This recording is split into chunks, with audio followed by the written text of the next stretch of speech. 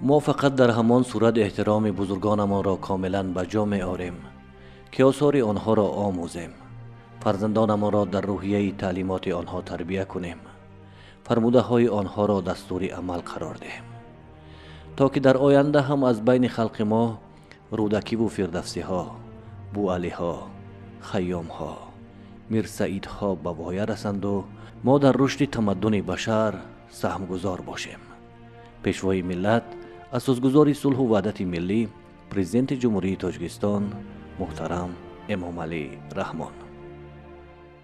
اصلا تحقیق و آموزش و بررسی آثار گرانبهای ادبیات کلاسیکی فارسی تاجیک از مسائل پرمحتوا و بسیار هم ارزشمند ما هست که آموزش جدی آن وظیفه اولین درجه هر یک سخنور است، زیرا این بزرگان در تمدن بشر خدمت ارزنده کرده اند.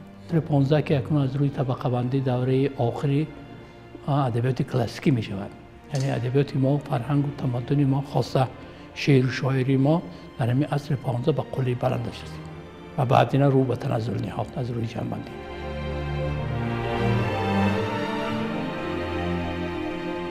جز کنج غم هلالی جای دیگر ندارم، من پادشاه عشقم، این است کشوری من.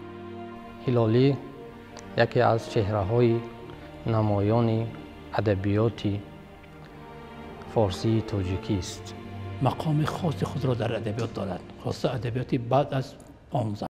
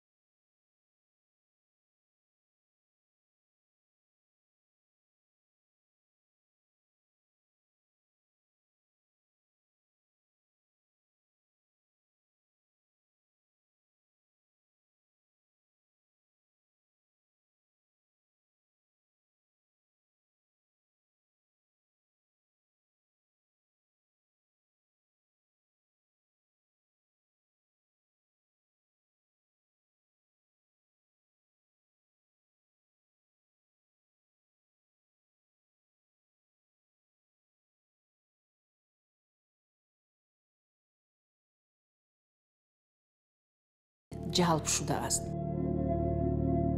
هلالی معلومات ابتدایی را در زادگاه خود گرفته در آوان جوانی تقریبا سال 1491 برای دوام دادن تحصیل علم به هرات می آید و در رشته های گوناگون دانش کسب کمال می کند. خوبیش این است که مکتب هرات را گذاشته است. مکتب هرات در عصر 15 بزرگترین حوزه ادبی فارسی تاجیکی بود. اینجایی و در سری آن بزرگواری مانند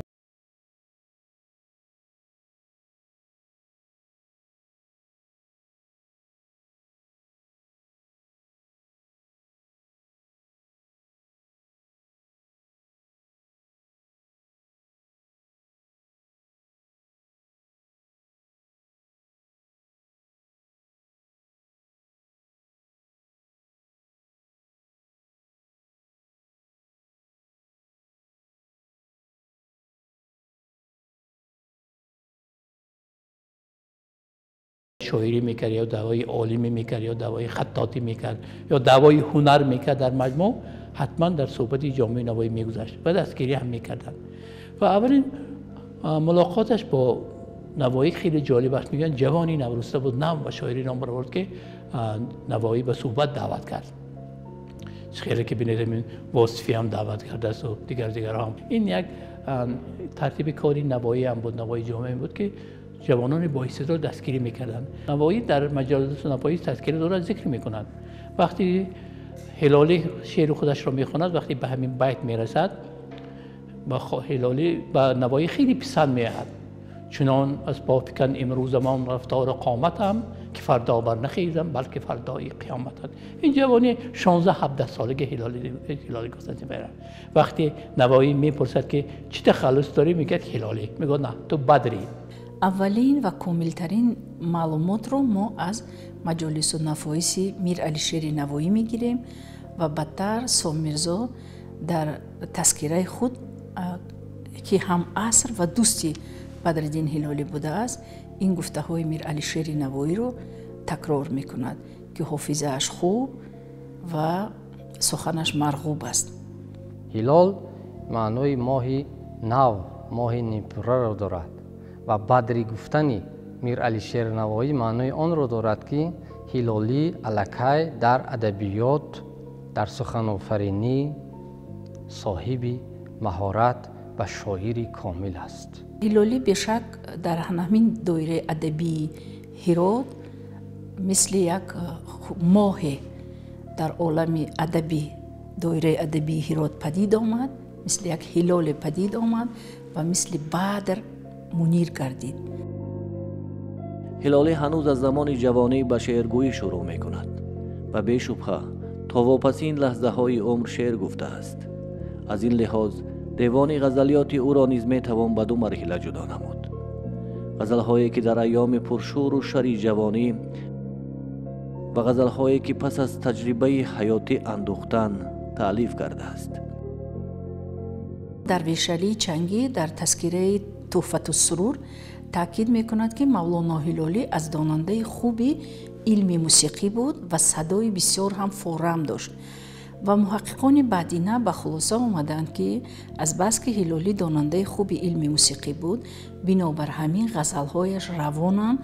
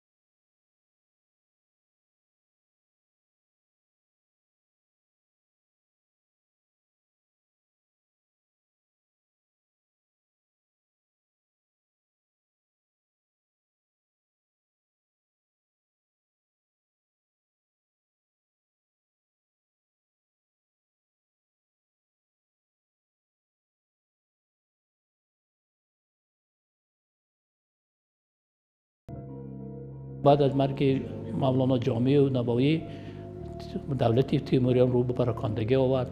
از این طرف در ماوراءالنهر شیبانیان سر بالا کردند و از طرفی در ایران صفویان سر بالا کردند و هرات که مرکزی تمدن بود، مرکزی فرهنگ بود، مرکزی ادبیات بود، رو به تنزل نهاد. از سال 1499 به سر قدرت سلاله با نام شیبانی ها به سر قدرت می آیند و به سر قدرت آمدن شیبانی ها از یک طرف سبب های ابجکتیوی دارد و از طرف دیگر این صحیفه تازه تاریخ باز می شود در این دوره. و بیشک این حالتی وضع سیاسی و شعر شاعر هم تاثیر کرد. در تمام سرچشمه ها هلالی از بزرگترین شاعرانی هست که هنوز هنگام در قید حیات بودنش در تذکره و سرچشمه ها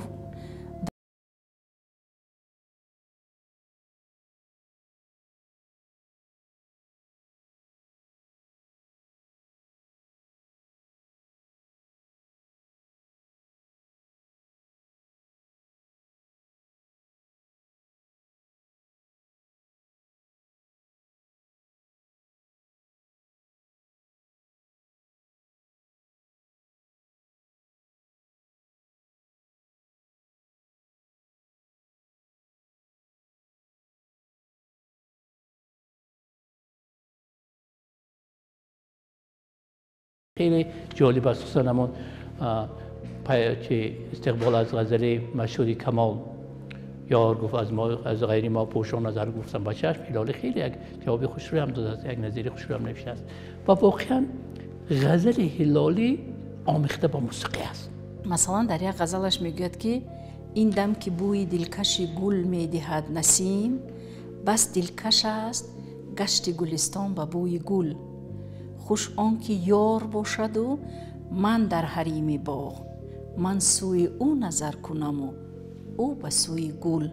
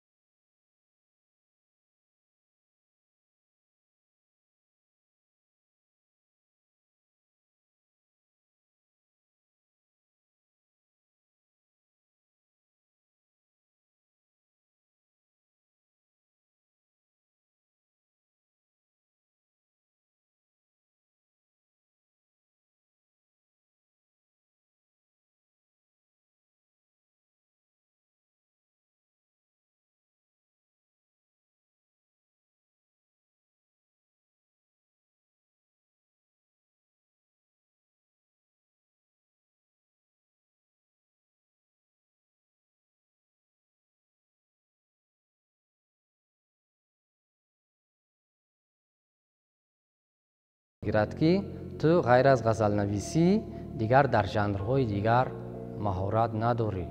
و هلالی در داستان شاه درویشش این نکته را بسیار به ظرافت زیبا تاکید میکند که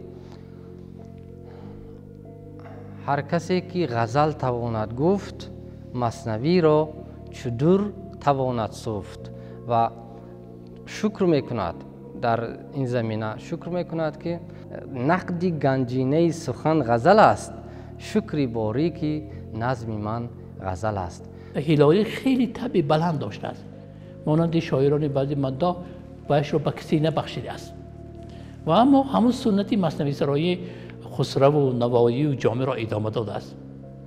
نوشتم نامه در نیک نامه که خسرو آفرین کرد و نظامی، کلیدی مخزن اسرار با اوست، فروغی مطلع انوار با اوست، گلستانی است در وی بوستان ها، در اوراقش هزارها داستان ها میگویند.